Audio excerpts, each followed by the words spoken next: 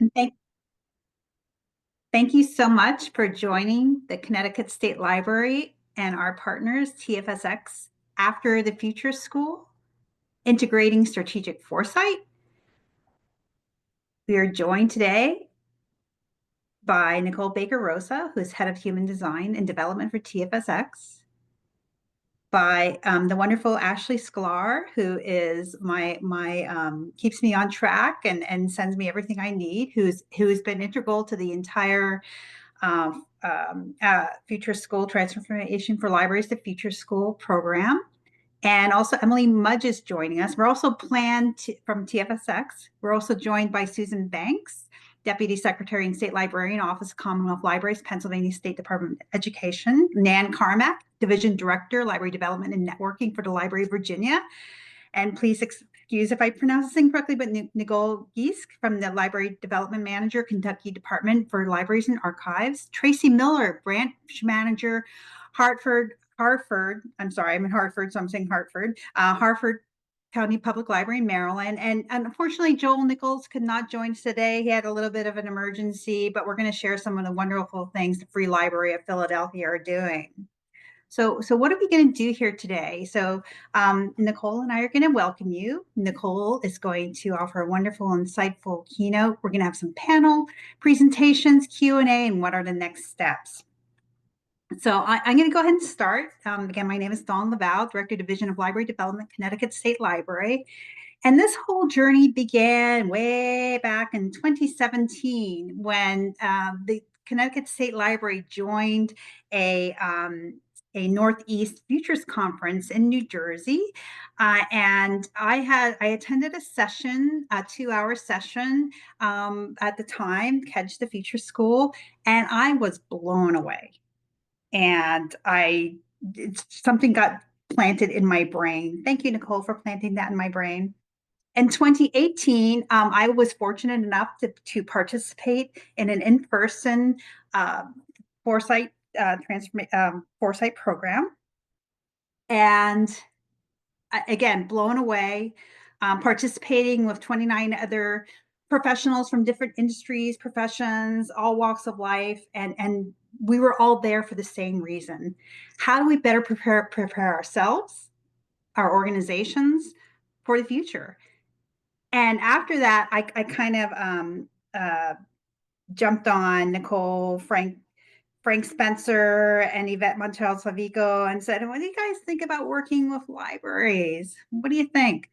And from that, we were able to capitalize on some leftover grant funds. We had to do a pilot in 2020. And that was very interesting, of course, because something happened in 2020. And it was probably good foresight to have this type of program beginning at that time. And here we are. So we are in our second cycle of an Institute of Museums and Library Services, Laura Bush 21st Century Programming Grant, Transformation for Libraries of Future School. We are in our second cycle of this grant, which we have done 10 cohorts in our first session. We are up to, I believe, 7 cohorts in this session. We've trained over 600 library staff across the country, basically touching on every single state, including the territory of America Samoa. And it's just exciting and wonderful to have this experience because we wanted to find a better way. And I feel so very fortunate to have the State Library and myself partnering with this wonderful group, and especially Nicole Baker, Rosa, and Emily, who really transformed the way I think about things, but they've also opened the doors and the windows for the library profession to participate and help us democratize foresight for librarians. At this time, I'm going to turn it over to Nicole, who's going to introduce herself, and we'll go from there. Nicole?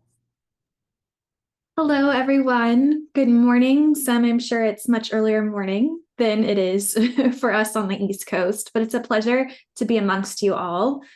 Dawn, Ashley, and everyone who's not here from Connecticut State Library, you have pieces of our heart. This is courageous work, and over 7 years, We've had difficult times. You named one of them, the pandemic, and having to completely recreate what this program was. It was originally going to be a face-to-face experience. And you have been our partners. We have been dangerous for good. We find new ways to push the needle, move the needle, and it's because of all of you that join these programs. Each of you go back, you implement in ways that you can influence, and we're going to hear some of those stories today. And I want you to remember that there's no such thing as too small or too big. Go back, influence your locus of control. That's how we make change. I won't get political, but come on, this is how we make change if we didn't know a week ago, okay? So we can go back, we can influence, and it's because of each of you. I think you know me already, but if you are new, if you're maybe joining a 2025 session, it's nice to officially meet you. My name is Nicole Baker Rosa. I'm the head of human design and development. I have a social science background, so essentially that's what I bridge throughout my decade plus now of Foresight experience, is I'm always thinking of people, our community members, patrons in your case, being the center of every future reality that we create, and making sure that people are seen and represented, see themselves in these future realities. So we've worked with organizations across the globe. I'm not saying it because you all are here, but libraries have been our most impactful, our favorite, because again, you people are at the front lines, having these interactions, making these changes, these shifts in the zeitgeist. So it's my pleasure to be here with you. I know that this is her first time doing an After the Future School experience. She had her 1-year anniversary with TFSX last week. So I'll say alongside her, it's our pleasure to welcome you to today's program.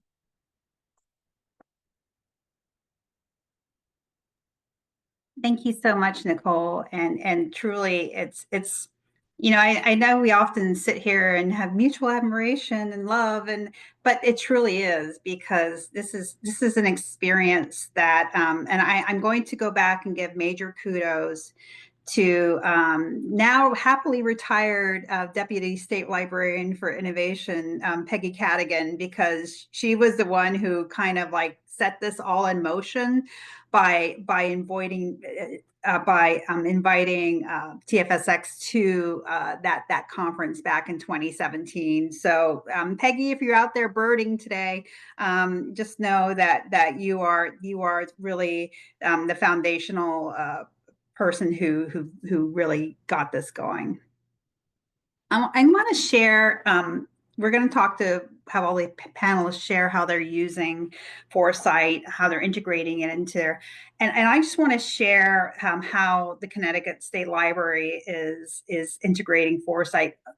While the Division of Library Development, which provides statewide services to all public school, academic, and special libraries, we actually operationalize Foresight as our operating system. Everything we do, from our programs to our resources to our services to our consulting, is integrated with Foresight. Most of majority of my staff right now is trained in Foresight, and it's just really has blossomed in the way of how our programs have developed and how they're going beyond what is typical library development types of programming. But I just want to share that we're very excited that we have developed the Connecticut State Library Strategic Framework 2024. I'm gonna put up this wonderful brochure that has all these beautiful, wonderful pictures and everything. We don't have it linked yet, so that's why I'm just randomly showing you these pictures. But we really, so if you're not familiar with the Connecticut State Library, it is one of the few very multifunctional state library agencies in the country. So in addition to the Division for Library Development, we have state archives, the Public Administrator's Office. We have reference services, which is government documents, law and legislative services, history and genealogy. We have the Connecticut Museum. We have the Connecticut Library for Accessible Books. So we have this broad, dynamic, diverse agency that needed a framework that kind of worked for all of us. And I'm going to give kudos to Ashley again, because Ashley was really the scripter of this entire framework, and is basically like me randomly throwing out thoughts to her, and Ashley kind of like creating and melding them into these beautiful paragraphs of just thoughtful wonderfulness. And it would not have that wonderfulness without Ashley's and insightfulness into being able to draft that.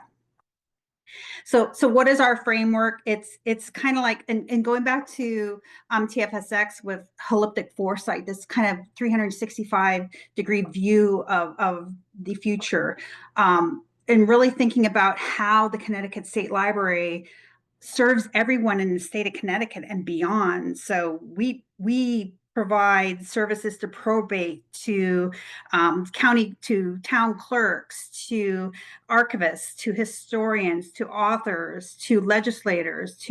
It's just this broad, mandate of what we do. How do we harness that into this framework of how we move forward?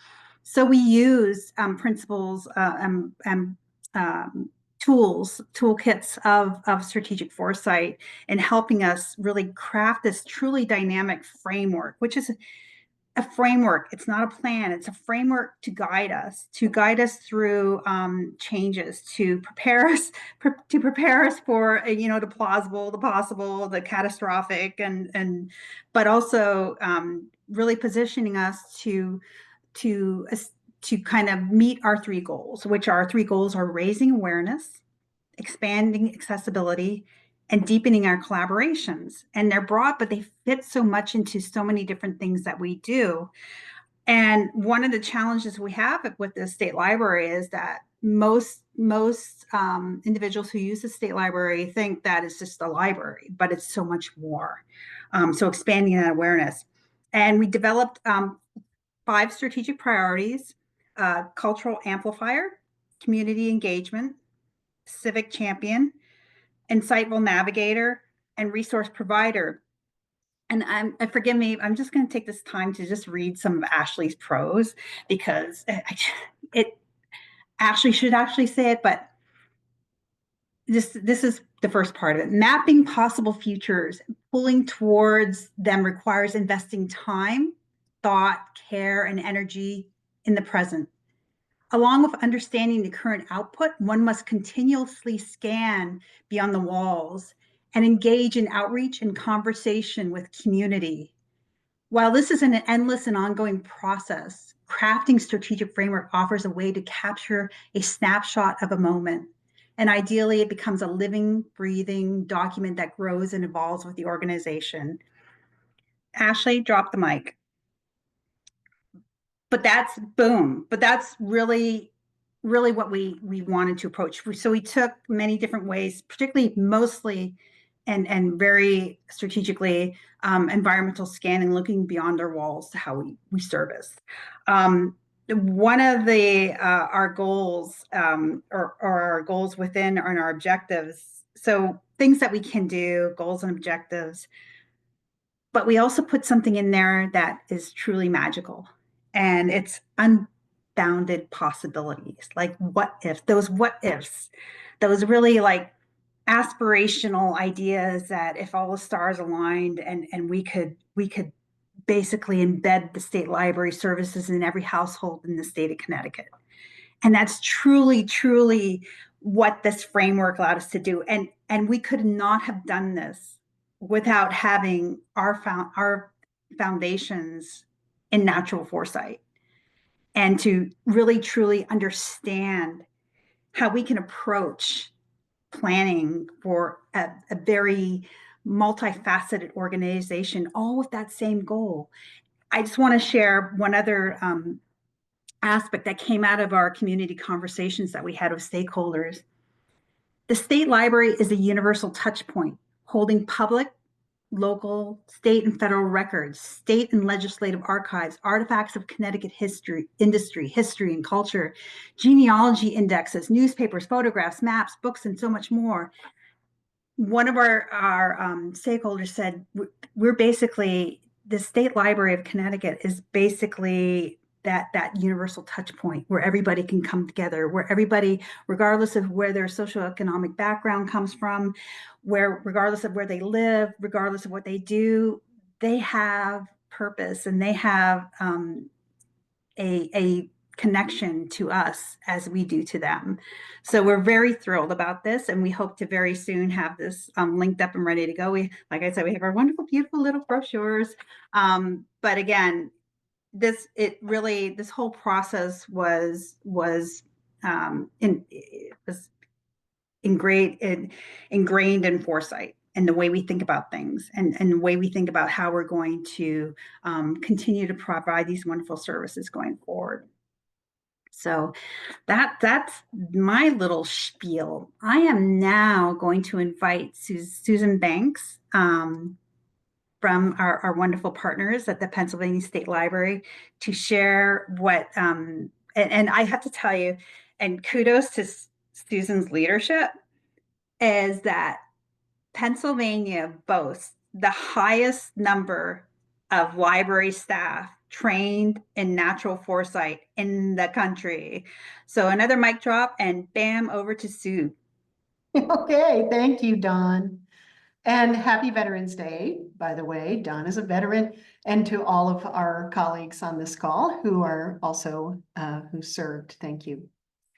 Yeah, we have the most folks, and we have quite a number of them here today. So hey, PA folks, woohoo! This is our usual day for, actually, it would be yesterday, but we moved our usual futures meeting, which we do monthly, and I'll get into that in just a sec, to Tuesday, and then this got scheduled. So I was like, come to this, and we'll meet again on December. But first, I'll give you a little overview on how we're putting all of these trained folks to work here in Pennsylvania. Pennsylvania is the Office of Commonwealth Libraries, which has library development, and the State Library of Pennsylvania, much like not quite as extensive as Connecticut, but is a multifunctional agency, but we serve statewide. And what we've done is invite all of our library leaders from libraries of all sizes and all kinds. So we have academic libraries and school libraries and a lot of public libraries who have participated in the Future School training. It's useful to us. We have not perhaps realized yet the dream of an organized and orderly community of practice that I had a vision of when I took the training for the first time in, I think, 2021. So I was an early adopter, and then it was easy to get people, and we have a lot of future-oriented thinkers in Pennsylvania, thank heaven. You wouldn't know that necessarily from the way the vote went, but maybe that's what they're doing. They're thinking of a different future. And I want to talk about that too, and how I personally am using the things that I learned through going through the Future School training twice, and how we're putting it to work. We did use a lot of the tools and techniques to develop our 5-year plan, which we called a plan because the IMLS required you to call it a plan. But it's very similar to Connecticut's in that it works for the entire agency, including our state library and library development. And it really brings us all the way up to focusing on the goals and objectives that keep our eyes on the horizon rather than focused down into the weeds. But you know, the horizon is built of weeds and policies and everything else. So what we do in Pennsylvania and how we are using the community of practice that was built through folks who were trained in the Future School and other futures and strategic foresight methodologies is we meet once a month for an hour at lunchtime. And we have begun a successful reporting out of small work groups who want to take one of the tools maybe and try it out on a specific topic.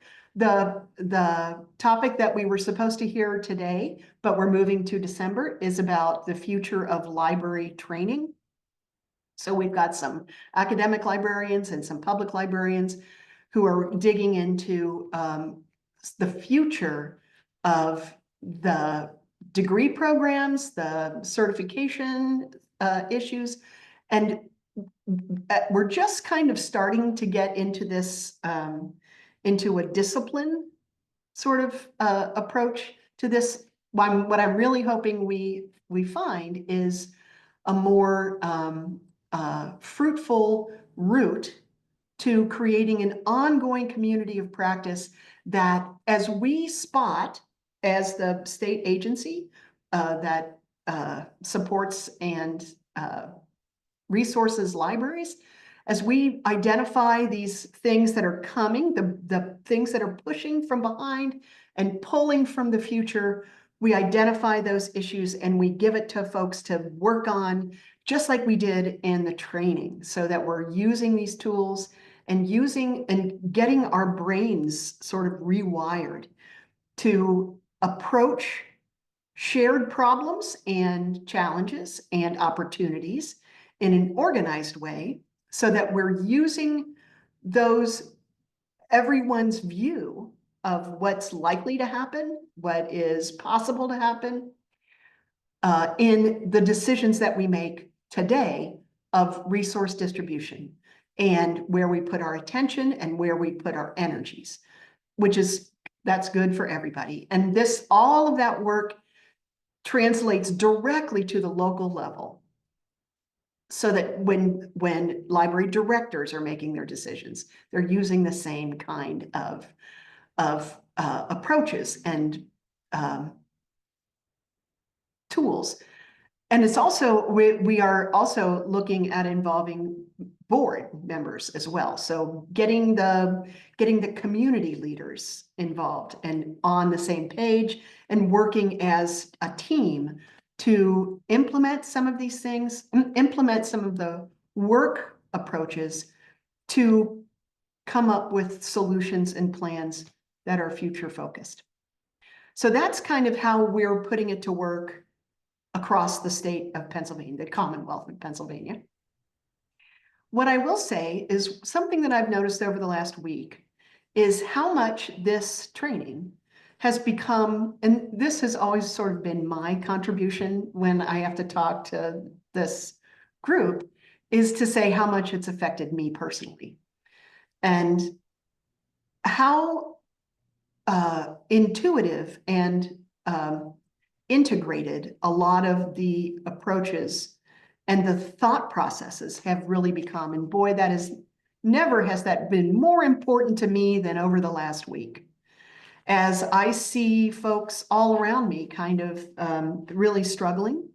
And I think of things now that, there were a lot of things on the table over the past months or a year where the answer was, well, it all depends on what happens in November, because there's going to be decisions made and things are going to head in a direction that we could think about ahead of time, but there's no way to know exactly what's going to happen until it actually starts to happen. So you want to talk about where the rubber meets the road for strategic foresight. We are in it. And I posted on my Facebook feed, my personal Facebook, I said, this is a great time to have a futures-oriented mentality. And if you can choose to have a transformational approach, this would be a good time to have a transformational approach rather than a fortress approach or a market approach. You can argue for any of those three, but because my natural tendency is a transformational approach, it allows me to float on top of a lot of the things that tend to pull people down into, dare I say, despair, because there's a lot of people expressing a lack of hope and a disappointment that goes to the very core. And I'm also old, so that helps, that I have seen a lot of elections, and I've seen a lot of changes in our country, changes in our states. And I've lived in different states, so I know that there's no reason to get panicky about anything until things that actually require panic begin to happen. And that has not yet arrived. So we're saving our energy and we're thinking positively. And if we can keep in mind, if we believe that the world can change, then we need to keep that in mind as we make plans for the future. And that nothing has helped me more over the last week than applying that to everything that I'm thinking. And I will also admit that I have been on a real news diet because I consumed enough before the election. So, and what I'm doing is just sort of trying to make more concrete the view ahead that brings me to the places where I know we need to go, where we want to go, where we can go, and where we can help things get there together. And that is providing me with more stability and energy than almost any other thing that I have hit on, including drinking or sleeping. So yay for the future school. Thank you so much, Sue. And you're absolutely right. And we're going to be a little adaptive here and go back to our keynote, because I got so excited about our framework that I just like completely blew over Nicole as she's beginning to share her screen. I want to go back to that. You know, for those of you who've been through the training, the fortress scenarios are sometimes the most transformative scenarios, where you have all these barriers and just restraints. And that's where sometimes some of the most incredibly insightful ideas are born out of. So thank you for that. And so I'm going to bring it back to Nicole, and she's going to really give you a more in-depth insight into the whole TFX process. Thank you, Dawn. I'm actually glad it worked out this way, because everyone who's going to speak today is incredible, but Sue set a charter that she wanted the most people in a state trained in this grant, and she has achieved that. And it's because, Sue, you deeply believe in this. We need to look at the number of the 620 here. You can see on the screen that are trained. How many are Pennsylvanians? But Sue, you get this at a macro, meta, and micro level. You believe in this yourself. You just shared with us your sentiment over the last week, how this has helped you navigate that. And then you look for pockets of integration across the state. And that's the key here, is once you expose people to this, you have to be ready to capture it. They get energized, they have momentum. We've shown them different ways of knowing what are we doing after to ensure that we act upon that. And Sue's an example, and we're going to hear other stories of that. But I want to celebrate Dawn and Ashley's work at the state level. I want to celebrate the 620 of you that have experienced this, and the 150 to come in the next year.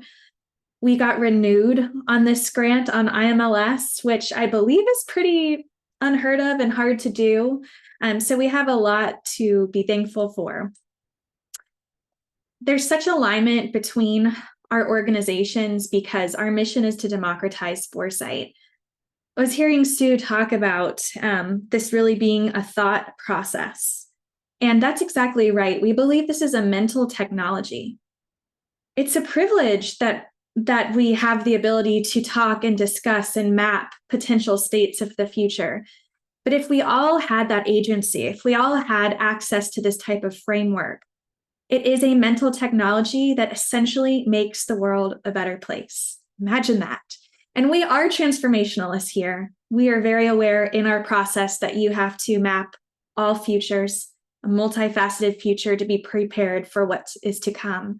But research shows that having having aspirations, having a belief in what could come that, again, we're all reflected in, moves us more than feeling paralysis from fear. So let's get re-energized today as we hear these stories.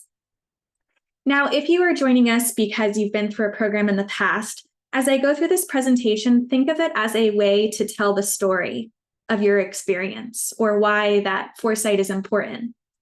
If you are joining for the first time and this is your first exposure to us, think of this presentation as some of the key points that people often gravitate to when learning our framework. So maybe these are 3 things that surprise you if you've never heard of it before, or surprise others as you bring them along a foresight journey. And you'll start to remember these very quickly, but we're going to talk outside in, that the future is about people, and the push and the pull, which I heard in that segment of Ashley's words that Dawn read aloud. I heard it loud and clear, which I loved. So let me reorientate you to this one slide, which again is a great business case slide for foresight. And foresight is essentially a framework for us to identify emerging issues and to make sense of them, to map potential states of the future and be prepared for those futures. We see it in every type of industry. Libraries is now a leader in this space, again, of most people trained in this mental technology. We use it to inform strategy, our strategic plans, which I know some of you are, in the weeds of right now. Innovation, so new products, services, experiences within your institutions, within your libraries. Change management, we have no lack of that we can apply foresight to. And personal development, are we using it, as Sue said, for our personal decision-making? Are we using it to upskill and develop our team members in our institutions? All 4 of those are the key areas. Now, in a foundations program, we take you through discover, explore, map, and create. That is the natural foresight framework. We challenge assumptions. We embark on futures intelligence. We map those multifaceted futures, and then create is all about pressure testing against those worlds to make decisions. And why do we do this? We want ourselves, our communities, our systems, our institutions to be adaptive, resilient, and transformative. We must be in these changing, constantly unprecedented times that we're experiencing. So I'd love for you to place in the chat your response to this question. What major constraints are you experiencing inside and outside of your organization, system, or life? So what are the major constraints you're experiencing professionally and personally? Go ahead, put those in the chat. Usually these come through like rapid fire because we can all tell our 99 problems pretty quickly. Yes, budget concerns. Yep, Erin, decreased funding, budget. Staffing, getting the right people in these positions. Our time, having enough time, having the capacity to do things. Ignorance to facts, yes. Fake news, lack of time. Excellent. Legislation. Yep. Spacing, our buildings, all of that. Reorging, yes. All right, so pretty easy to list. And why is that? Our systems that we're in, kind of teach us to put out fires. What fires are we putting out, And we're often rewarded on the fires that we're putting out. But are those even the right fires we should be considering? Again, we have no lack of them. These visuals represent some of the experiences right now and coincide with a lot of your responses. We had a major pandemic, a few years ago. We're still feeling the ripples of that. We have supply chain issues. We're trying to get the right talent or any talent at all in our organizations. We're bordering these environments of digital and physical, and are we even equipped to effectively live in both spaces? We're feeling burnout. We're feeling, democracy, is there a threat to democracy? And that has a very heavy weight on us right now. So no lack of those. But I want to challenge you that if I had the ability to have a magic wand and to wave away all of those constraints, and you could direct what was done, what would you do? Put in the chat, if all of those constraints were removed, what would you do? Let's see what comes in around that. Joyfully approach potential partners with big ideas. Yes, there wouldn't be the mentality of, well, yeah, we've tried that before. It didn't work. No, we cannot do that. I have this big, crazy, audacious idea. Let's go forth with it.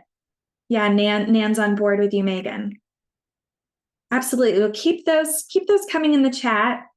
Have a fleet of trained librarians meeting people where they are in the rural communities. Yes, yeah, bringing those resources, those capabilities to the rural communities.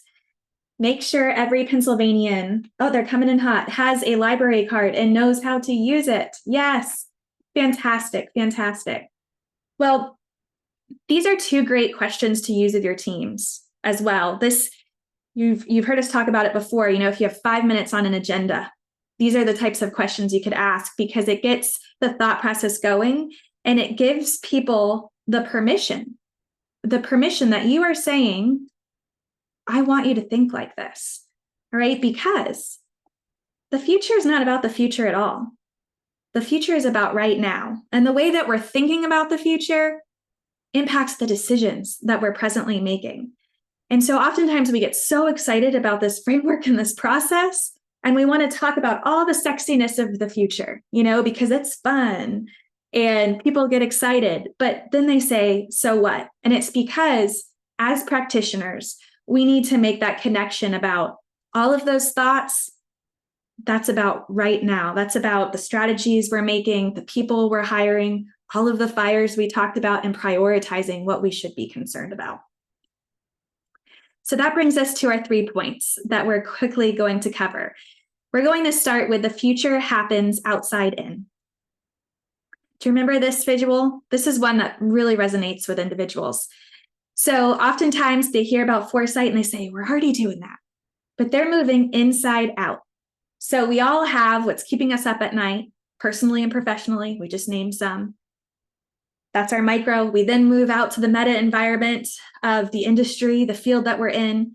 And then what happens? We start to cherry pick that external environment, some of the major trends that we're told we should care about.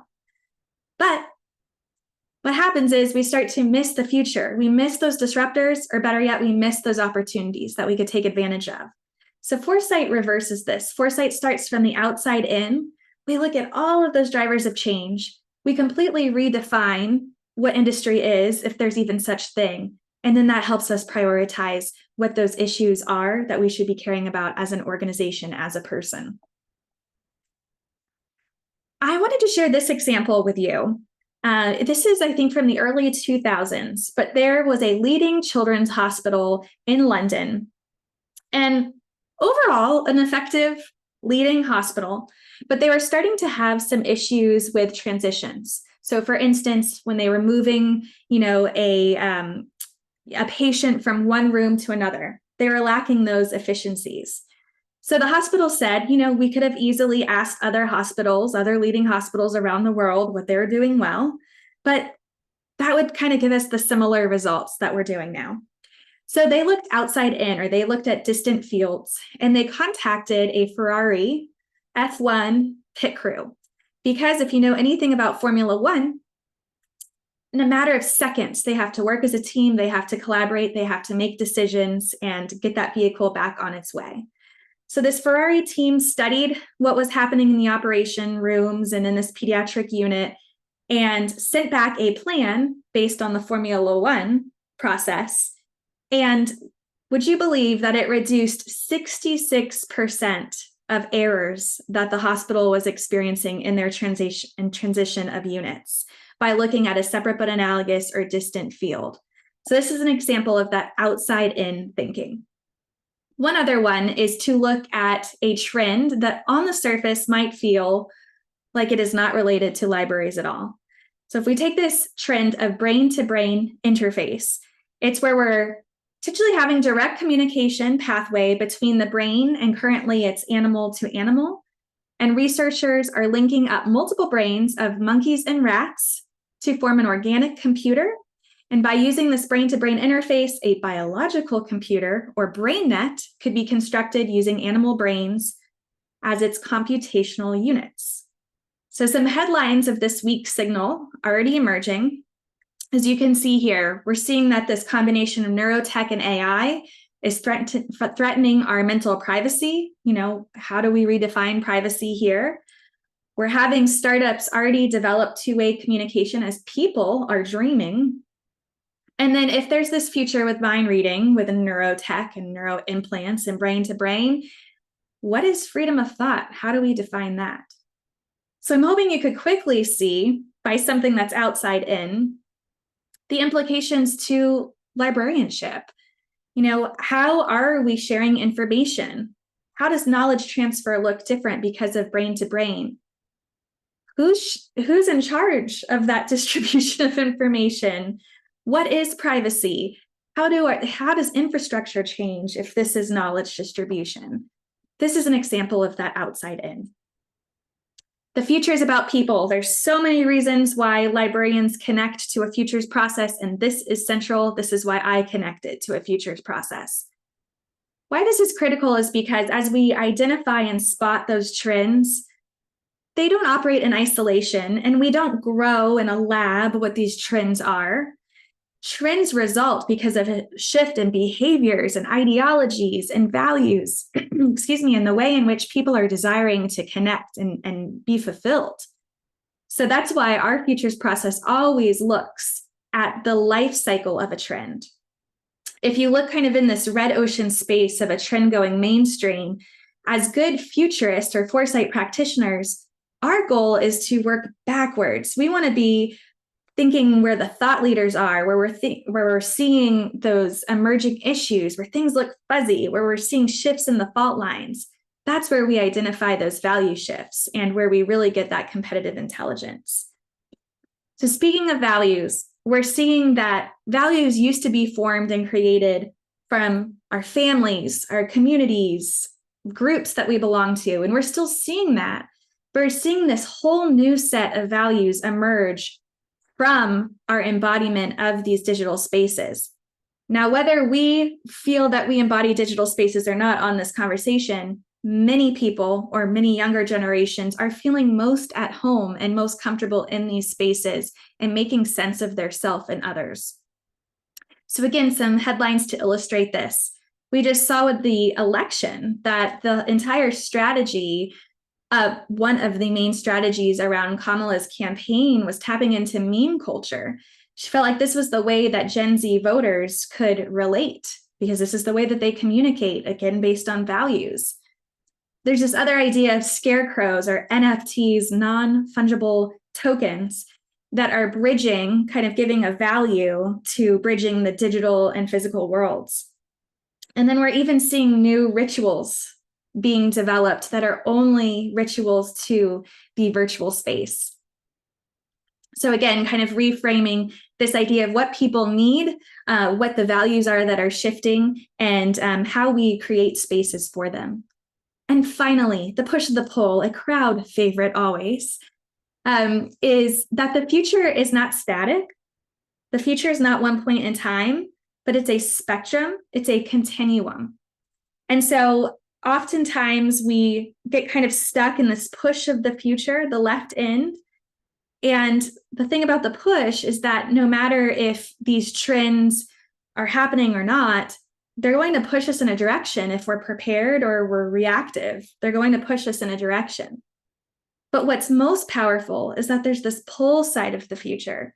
There's this aspirational side. Again, it's what Sue was talking about with let's think and act transformationally, is because what do we desire? What do we want to be? What do we want to be when we grow up? And how do we pull that to the present? How does our decision-making, again, pull those aspirational states to today?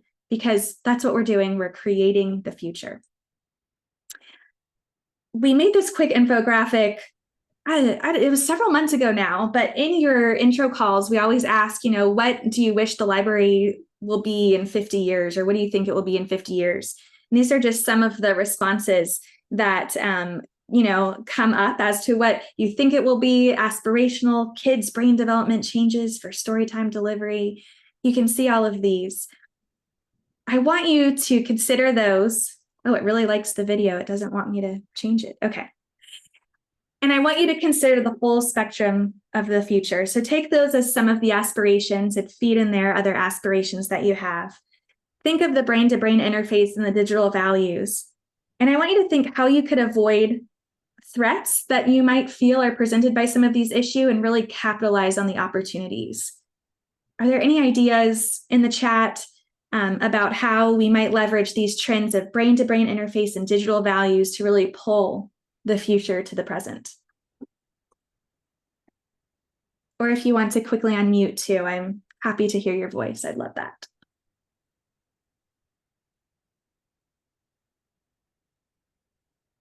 Teaching about these technologies, right? So Carla, maybe I'm interpreting that as taking away the fear of what some of these technologies can provide to us. Yes, okay, she says yes.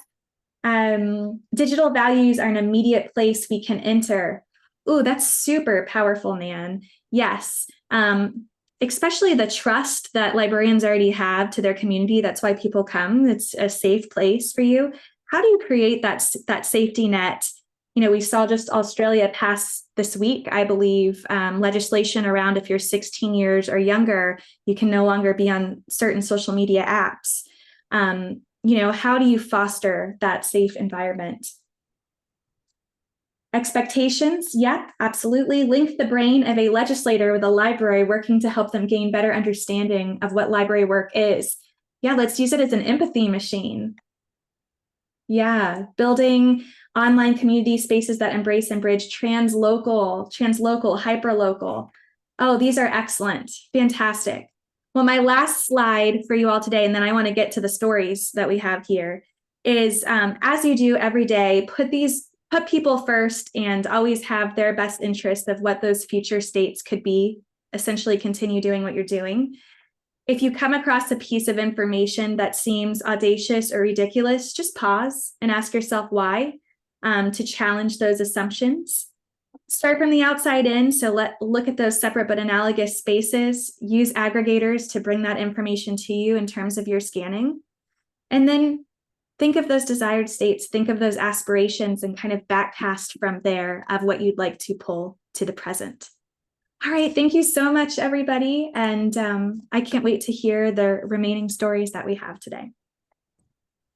Thank you so much, Nicole. And I think our little foray into the diversion from the traditional format of a presentation to have actually worked out, and that was really amazing. I'm so excited to now bring to share Nan Carmack, who is the Director of Library Development and Networking for the Library of Virginia. Another one of our frequent flyers, and the work that Virginia is doing is incredibly important and exciting.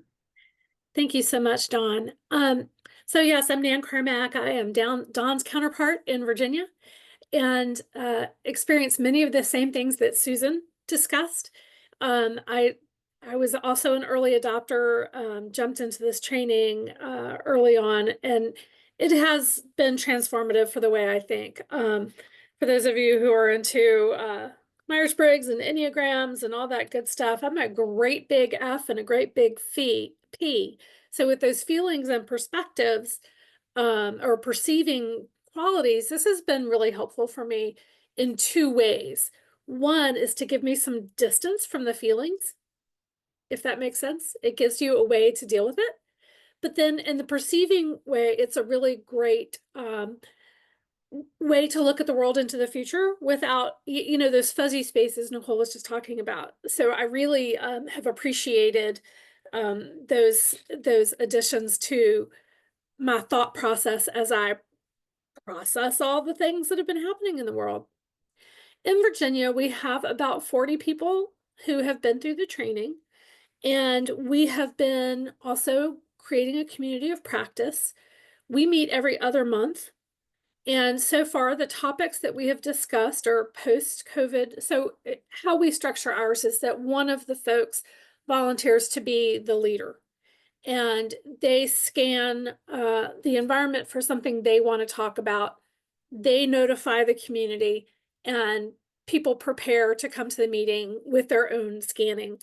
So the topics we've discussed are post-COVID cultural trends, early literacy remediation, finding in that first discussion that many young children are coming out with language gaps because they were not exposed to lots of other children during that very big language development part of their life.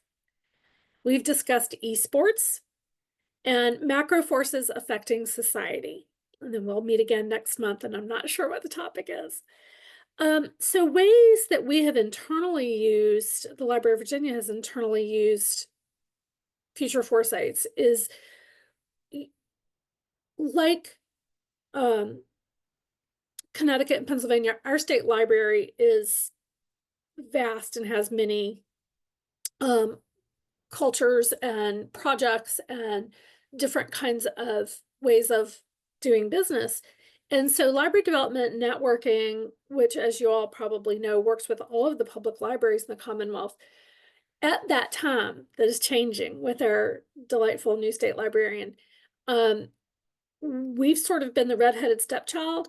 And so we were writing our own internal strategic plan. And we recently used strategic foresight to develop that plan, to look at trends we needed to be responding to or getting ahead of, and baking that into our decision making. So that's been really helpful. What's been really interesting is the questions that arise when we talk about futuring. And I'm not yet a certified trainer. That's on my to-do list, I hope, for 2025. But I have been to 2 different sessions that had librarians, library board members, as well as local leaders like their local county administration or city council members, to talk about what this is and to lead them through a steep activity that's hyper-focused on their locality. And they have been fascinated by the process. So I feel like there's space there for me to do more work in this way if I become a certified trainer. So Nicole, we'll talk. But other things that we've been doing include writing it into our library standards for the state as a way to start having libraries say, oh, this is so important, they've included it in the library standards. So we're putting that at the highest level right now. We have 3 levels: essential, enhanced, and excellent. And we're putting in strategic foresight as a skill in the excellent strategies, because we know a lot of our little libraries, there's just no way. They might have 2 full-time staff members. So that's where we can lead them. But for the libraries that have the ability and the capacity, we want them to be creating their future in this way. So that's a way that we're trying to push it down into the local level. And then finally, I have the great joy of being a professor in Old Dominion University's Master of Library Science program. And right now I'm teaching seminar in public libraries, and we will be having a session with Dawn in December, or whatever date that is, Dawn. I know it's on our calendars, to talk about what strategic foresight is. And the module that will fit in is trends in libraries. And so we'll be getting these folks, before they even enter the profession, to be thinking like futurists. Many of them, per the events of the past 2 weeks, are frightened. The Project 2025 targets public libraries on page 1. And they're in a space of, oh my gosh, I've paid all this money to get my MLIS. Are we going to become just are we going to have no jobs? And so hopefully with this idea of foresight and being able to think beyond the immediacy, they will be relieved of some of their fears, as well as be equipped to lead libraries in the future in this way. And so I am ever grateful for the strategic foresight model and the experience in that with the future school. And I think it needs to become something that we are teaching early career, teaching undergraduate. You know, we have a role in our own public libraries or our own library institutions, but we need to be equipping the populace with this idea. And certainly higher ed is a place we can do that. Public libraries are a place we can do that. And so we just need to keep building that army of foresight to make this a practical way to be. So I thank you for the opportunity talking about what we're doing in Virginia and getting great ideas from listening to the rest of you. So thank you for that. Thank you so much. I'm sorry for my technical difficulties here. Absolutely, yes. I agree with that, having it as a critical skill set, a critical for the library professionals. And I'm happy to share that one of our cohorts coming up in 2025 is the University of Washington with Chance Hunt. And that was originally one of the original goals with our IMLS grant application, is to integrate this into the library school curriculum, but also expanded professional development through IMLS, COSLA, and so forth. So thank you so much. Now moving on to one of our newer partners is Nicole from the Department Library Development Branch at the Kentucky Department of Libraries and Archives. Kentucky just started joining this year, and we're so excited and happy to have Nicole here to talk about what is happening at KDLA. Yeah, thank you so much for having me. I think I took the training, I think it was back in August, and I was part of the first group that did it. So like Don said, we're new to it. But I'm Nicole Gieske, and I'm the Library Development Branch Manager at the Kentucky State Library, which is formerly called the Kentucky Department for Libraries and Archives, or just KDLA. And so thank you so much for asking me to be here today. And the Future School Training opportunity came at a really good time for us, because for the first time in at least 15 years, our agency is undergoing a strategic planning process, which we're actually working on today with our consultant.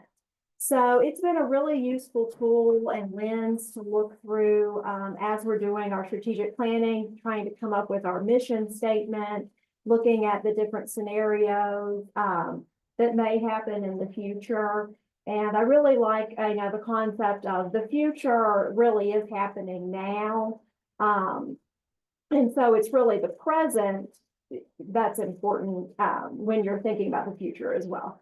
So there's been a total of 5 KDLA staff that have taken the Futures training. We have more scheduled, I think, for the one in February. So looking forward to that. And I think Nan mentioned, we might get a little group of the state library staff that have taken it together to form a little committee to continue to think about how to integrate it with our state library.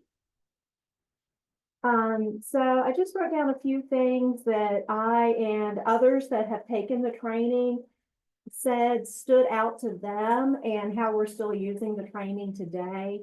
I know for myself, I like just the overall mindset of being a futurist, that focus on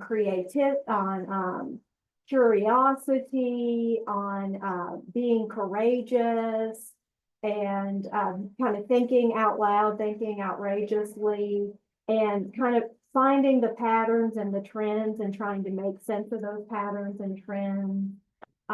Thinking about multiple possible futures, which is sometimes really hard to do, but that is just really integral to thinking about what could happen in the future and what we need to do in the present to move towards the future that we want. In particular, at the state library level, I feel like as a government entity, the state library tends to be reactive rather than proactive a lot of the time, hence why we haven't done our own strategic plan for 15 plus years. And so, you know, a lot of times we're sort of pushed to change due to circumstances rather than kind of seeing the direction that we want to go and then moving in it. You know, as an example, we did get an online grants management system this year, which has been huge.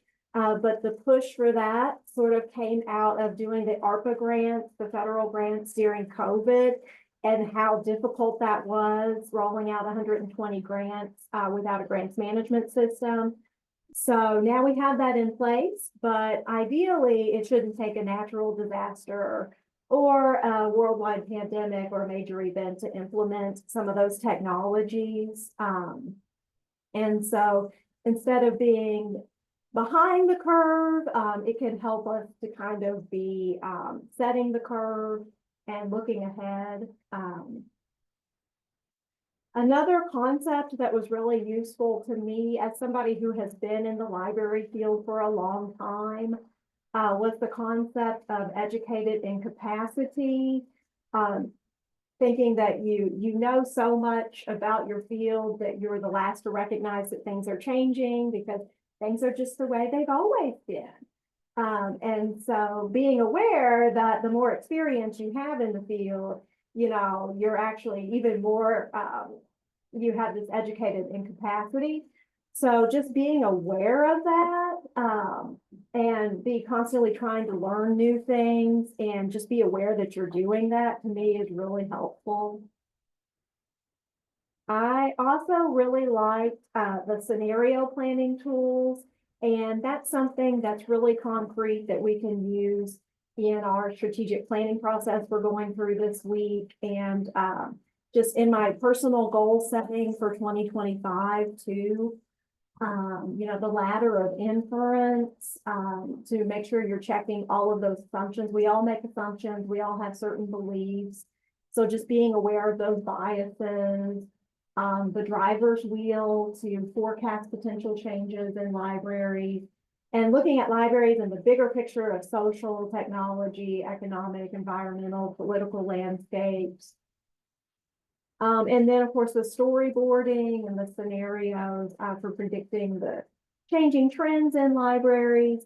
I'm hoping to incorporate that into trainings that I do, kind of have that as a lens that'll impact when I do trainings out in the field. So like I said, I'm really glad that our commissioner got us connected with this group. And it's something to me that the learning just goes on because you can just dive back into the scenario planning tools and remind yourself about them. And particularly with the strategic plan we're going through right now, it's been really, really useful for that. So thank you for having me. Thank you so much, Nicole. And I think Kinetic kind of beats you on the lack of having a strategic plan. I think you're like 25 plus years, maybe 30, 40, 50. No, absolutely. And I got to tell you, Nicole will appreciate this. When you start talking about the different tools, it's so exciting. We use it there and we use it there. And I love this and I love that. Having tools like these just to do, you know, your daily work is just so important, informative, and we just feel so emboldened with them. So thank you so much for sharing. We're excited and we're excited to have Kentucky on board. Thank you so much. I am now going to introduce Tracy Miller, who's the branch manager of the Falston Library in Harford County Public Library System. She's also the chair of the Futures Libraries Interest Group in Maryland at the Maryland Library Association, and they're going to be our first cohort for 2025. So welcome, Tracy. Thank you for having me. Yeah, we're super excited about it. In Maryland, we've had some future conversations going on for a while. We're super lucky that way. The Future of Libraries Interest Group has existed for a number of years. I've been the chair for the last few. And we're mostly like that community of practice that you talk about. We get together and we talk about different trends, or we talk about different areas, and try to keep our members and hopefully the larger group more kind of up on what's going on. like I said, I took this course, I think it was spring of 22 that I took the course, and I was really impacted by the concept of the push and the pull of the future. That's something that's really stuck with me as I've moved forward and been thinking about futuring and trying to bring that into my work with the public. But we did a little bit of something different here in Harford County. We had a small group we had a futuring conference actually that the Maryland State Library put on. And we were inspired, a small group there, to bring some futuring to the public. So I wanted to talk just a little bit about that project so you can kind of see what we did. We were also working on our strategic plan at the same time. So we got a little bit of a grant to train Harford County Public Library staff at our staff day. We brought in Dr. Peter Bishop from Teach the Future to train our teen librarians to do some training with the public on different kinds of programs so that they had an understanding of these concepts. We had TFSX came in and did us a little training with some of our leadership. If you go to the next slide, you can see that. It's the art assessment. We did that with our leadership. And if you go to the next slide, you can see a little overview of some of the programs that we did. We picked like one of our programming cycles, March through May, and did a lot of different programming for the public, focusing largely on teens. A lot of what we did was kind of integrated into some programs that already existed. We just tried to bring some future thinking into them. And then we kind of culminated with a larger, our next slide, we did a future room. And then I have to give the Commission of Idaho Libraries, I think, the credit for the idea for doing a futures room. But basically, we had a room where we had members, we invited people of the public to come in and talk to us about different future concepts, where we shared different scenarios. There's one showing in that slide there. Of like this, imagine this might happen in the future. What do you think you would do in the first 5 minutes? That sort of thing. So basically the value of foresight, they asked us to like think about what the value of foresight is for the library profession. So in our pursuit of this grant, we discovered the work of Jane McGonigal and used a lot of ideas from her book called Imaginable for our programs. And she describes the concept of urgent optimism. And that's something that I think is really important. It's like a really driving force. You know, here are all these things that are happening. We want to make them better. You know, we're urgently driven to do that forward. And so I'm super excited for the 3-day cohort, the rethinking library organizations for the future that we're going to be involved in with MLA. You know, I think this is a hard time for organizations like a Maryland Library Association. Like I'm sure you find that in other library associations.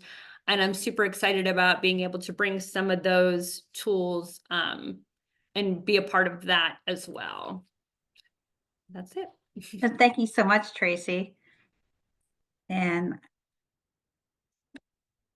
so I just want to touch on, it's amazing when we went through this whole process over these, oh my gosh, 7 years, 8 years, is that a lot of futuring and foresight has been going on. And it's kind of like this whole wonderful 2 cycles of grants and this partnership kind of like pulled the curtain back on, yeah, it's being done here. Let's bring everyone all together and do this from a broader perspective. And I do have to give constant kudos to IMLS for recognizing that. And IMLS also, you know, they cited Sarah Fuller cited this as a game changer for librarians, and people like James Neal and the acting IMLS director understand the importance of this as a critical skill set for librarians. We're so sad that Joel was not able to join us today, but I'm going to share a little bit about what I know from meeting. He is so enthusiastic and exciting. I mean, every time I see him, he's like, futures. But you know, for the Free Library of Philadelphia having such a big community to serve, and having people like Joel in the position that he is to really bring you know, foresight to the city of Philadelphia. And he talks a lot about leadership training, and you know, we and we had lots of long conversations about this as we were talking about Foresight, and that, you know, and I'm going back to this second cycle of this grant, which is focused on organizationals or foresight in organizations, and understanding the critical importance of leadership and the ability to practice foresight in your libraries. And that's why it's so excited to have Nan and Sue here. That is so important to have that perspective and understanding and just the guidance and the buy-in. You know, foresight isn't a one person or one, and I love this part about what Joel was talking about. This is everybody. This is why it's a team effort. It's an organizational effort that, you know, when you have someone come back all excited from this training and I'm learning this, you know, it's kind of like saying, here, and you can do this. So it's so important. And Joel is the epitome of that in providing support and guidance and understanding of who he works with. You know, we talked about, we use this a lot, and I see the themes that we use this as so much more as a community of practice, that it is a community of practice, and that's that organizational perspective of using it, particularly for, you know, a strategic plan, because who's implementing the strategic plans or the strategic frameworks? It's not your boards, it's not outside entity, it's your staff. So having everyone encompassed and involved and ready for introducing that and being able to leverage it to better serve your communities. So what's the next steps? The next steps is we have one more year of this wonderful opportunity, partnership with our friends at TFSX, and our partnership with TFSX is going to continue going forward regardless what. We see it as a valuable investment, and we also talk with our leadership at the chief officers of state library agencies, at IMLS, at you know, various organizations, because it is about that community of practice. It's about having that network, and we have our broader network of the 620 plus librarians. And I think we want to take the opportunity, which we have not had, because we've been so busy doing these wonderful cohorts, that we really need to drill down and think about this broader community of practice. Our goals for continuing on with this is continued accessibility. This is it's so important in order to democratize foresight for the library profession. We have to continually make it available. And we have to continually find ways to bring that into our community. And going back to having it integrated through the curriculums at the library schools across the country is so super important. Advocating for foresight as a core competency. We talked about it as being part of standards, as being part of, we integrated foresight as part of best practices for public libraries in the state of Connecticut, integrating it as part of our strategic framework. Foresight is a integral part of the Connecticut Division of Library Development's, our Library Services and Technology Act 5-year plan. It's the core of it. It's built around it. We do not do anything without thinking about foresight. Communications is so incredibly important because, you know, when I first started talking about foresight, when I came back to my colleagues in Connecticut, and one of my good colleagues, I started talking about this foresight, and she's looking at me like I have 3 heads. And she finally went through the training, and she came back to me. She goes, "Dawn, I really thought there was something wrong with you, that you were having some kind of, you know, meltdown, but now I understand what you're talking about." So it's incredibly important to continue to communicate the value of foresight, what it means, what it is, and thinking about strategies, going back to the strategies of that community of practice, to as going back to what Sue said about, you know, the truly transformational time we've been through. We're embarking on a period of time of uncertainty. And going back to thinking about scenarios, we talk about scenarios. I've been reading on the Association of Professional Foresight for Futurists scenarios, and there's scenarios coming out of the walls, but they're so incredibly important that there were scenarios for this situation that we find ourselves in. And we also use scenarios critically importantly in for statewide resource sharing. What if our funds were completely cut off? How do we continue to serve our communities with no funds? So the strategies and the scenarios and just thinking about this are so critically important to continue to provide the services that we do, whether it's at the state level, the federal level, or the local level. And spreading the word, going back, spreading the good word of Foresight and the understanding of why this is something incredibly important, to really think about our profession is important. We've been grappling with relevancy for decades. How many times have we been told we're no longer relevant 100 years ago? We're continually grappling with that, but the strategy to spread the word of the value of the public libraries is probably should be the first goal of our community of practice, and talking about the importance of libraries in our communities. So that all said, I'm gonna bring it forward. Of course, there's information. Ashley can drop that link into our chat. I'm gonna stop sharing and open it up for comments, questions, observations, ideas, scenarios.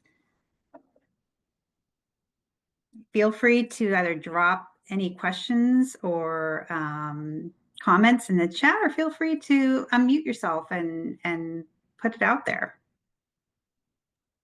Okay, I'll start. I'm wondering if anybody knows with the grant resources that are being shared, like Scary Times, if I was working on something, and Dawn, forgive me if you already know about this, but if I was working on something youth focused on a national scale for kids around this idea, does anybody have a recommendation about where to start scritching around for grant sources?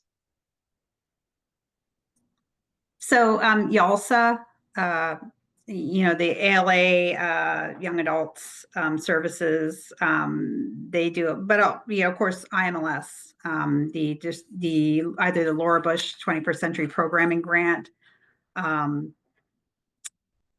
is probably the go-to. Public Library Association, American Library Association, also, and thinking beyond the libraries. That's kind of where I'm thinking.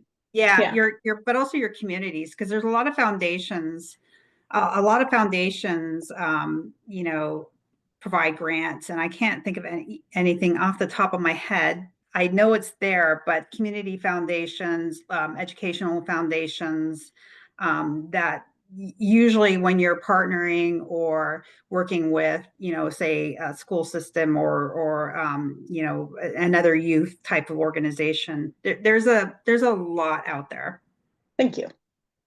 You're welcome. Any other ideas, thoughts, questions for our panels, questions for our wonderful partner, Nicole and Emily?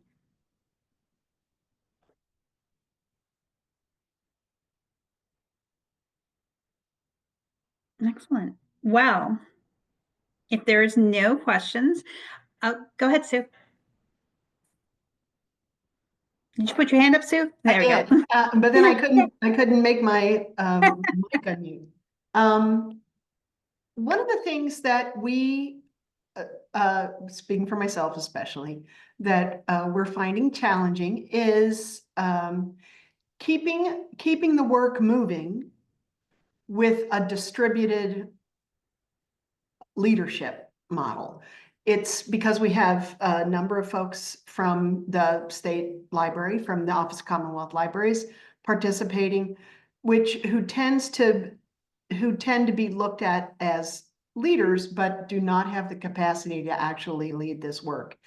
I guess I'm pretty much the closest thing, but I too, as state librarian, am pulled in a lot of different directions. And although it is my engine, it does not necessarily translate directly into even adequate leadership of the community of practice. So I'd love to hear any experiences that anybody's having with successful leadership models for ongoing work in futures practice in any state.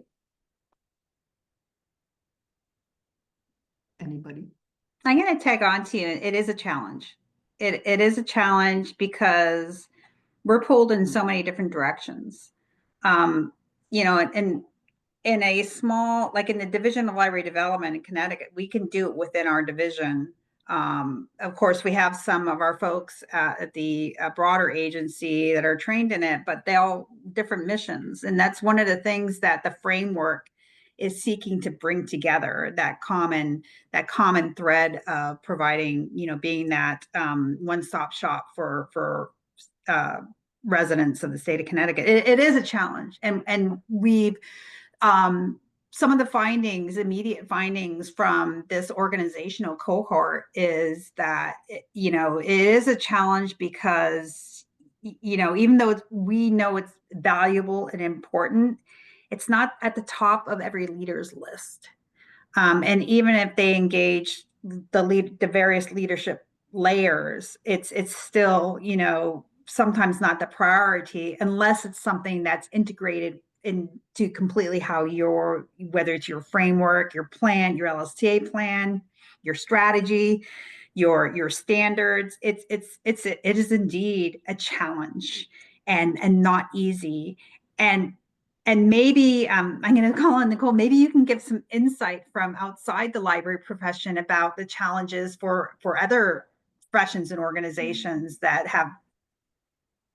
Yes, it is a challenge. You're absolutely right. And it will continuously be an endeavor, right? Because we're dealing with distributed people, we're dealing with different priorities. And so I recognize that.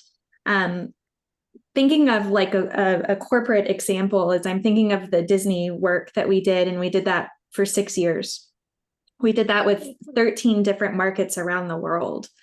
And so when you think of complexity, we had different languages, we had offices that were Disney, but culturally from an organization perspective, didn't truly feel like they were Disney. And so there was a lot of true complications going on there to be successful. But what we did is we figured out a focal issue, something that was critical to the business in that market. So translating that, what are some of the critical issues at the state level, right? That as the leader, that these different entities should be considering these aspects.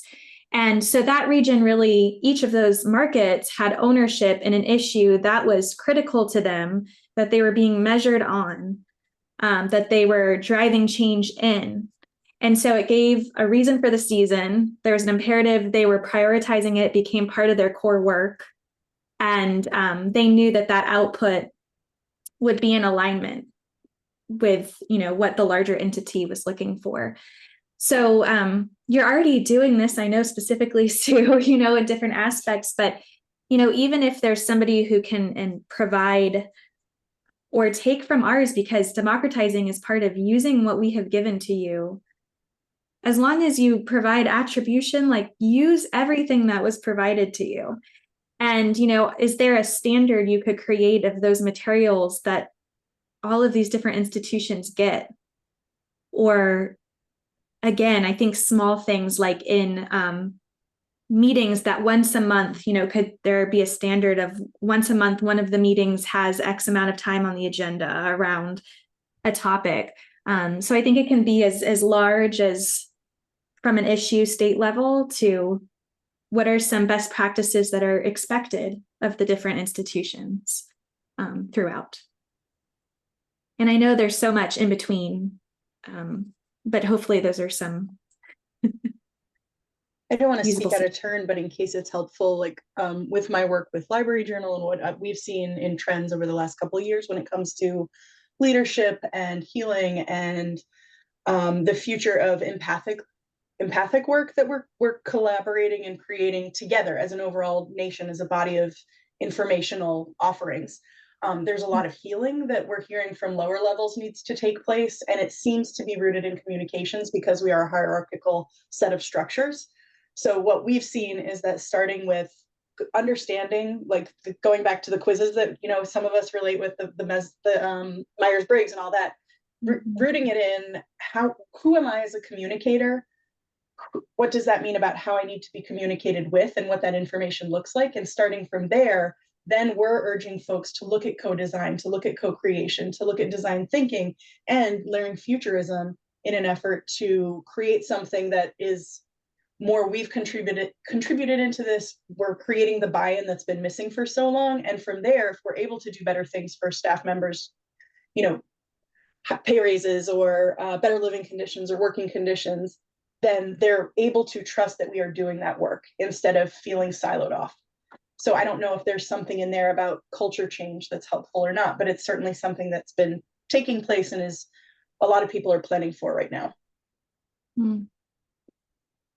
That's an excellent point. People want to feel that they are a part of something, especially at work, than ever before. So using Foresight as an engagement tool, and again, kind of the 4 areas you can implement Foresight, that personal development piece, which is hand in hand with communication and being seen and ownership in the direction of the organization of themselves, of the entity. I love that example, Megan. That's critical. Thank you for sharing that. Ashley has a good, the challenge of intersection of staff's experience across the service desk and in terms of way customers are treating them. And I think, kind of going along with what's been happening over the past 2 years is this is kind of, to me, I think it's an opportunity for the library profession to come back together. And I seen some some moving away from being who we are, which is kind and empathetic and working together and thinking about how we are experiencing, what's happening on the outside in our communities and how they're coming in and just taking it out on us. Well, I pay your taxes, so I can treat you however way I want to. It's a struggle that we continue to come up with. And I think it's important for a lot of our, whether it's our state library associations, our national associations, to really think about care, going back to the basics of having some kind of focal point of just care for our profession and moving it forward. That's kind of out there, but. No, but it is. You all know better than anyone else how to change hearts and minds. And that is the skill set that people are craving because they are so lost in how to do that. And this is in your DNA. And so please don't turn away from that. Tap into it. It is needed more than ever before. And it is the critical skill set that we try to teach people in all different other industries, because that's core to a Foresight process and it's innately within each of you. So unlock it in yourself and unlock it in those around you. You have it. Another good comment about AI, and they were thinking, oh, AI is bad. AI can help us. It's a matter of harnessing AI to first of all, understand it and figure out how we can use it to our advantage and to help us, and maybe using it in a way that can expand our capacity to do the things we want to do, like explore Foresight. So we're coming towards the end of our wonderful 90 minutes. Doesn't even seem like 90 minutes. Seems like 5 minutes, except for our little glitch in the beginning. But that's why I love working with Nicole so much. She just like goes with the flow and completely transforms the situation into a very logical process. So thank you so much, everyone, all our panelists, Tracy, Sue, Nicole, and Tracy. I'm missing someone, Nan. Sorry, Nan. And we miss Joel. We hope everything is fine. Thank you so much, Ashley, for just kind of like Ashley makes me feel smarter and sound smarter. So thank you so much. And thank you so much to Emily. Also, Emily Mudge from our new partner at TFSX. This has really been wonderful. And really, if you have an opportunity, go on to even if you haven't gone through our program, feel free to join our network, because we are going to pursue, that is the goal of mine, to get focusing on some focal issues that we can work together as a network of graduates of this program, and also take advantage of our other graduates of the full TFSX program, because they're truly inspirational and they love libraries too. And it's so important to be able to talk and think and work with those outside of our profession, which is so incredibly important. So thank you so much. We really appreciate. Thank you for taking the time this morning to join us and listen to all these wonderful programs. And I think the key thing I'm taking away was community of practice. That, to me, I think that is really an important theme that we can really focus on and take forward what we're learning. So thank you so much. We really appreciate it. And you all have a wonderful day.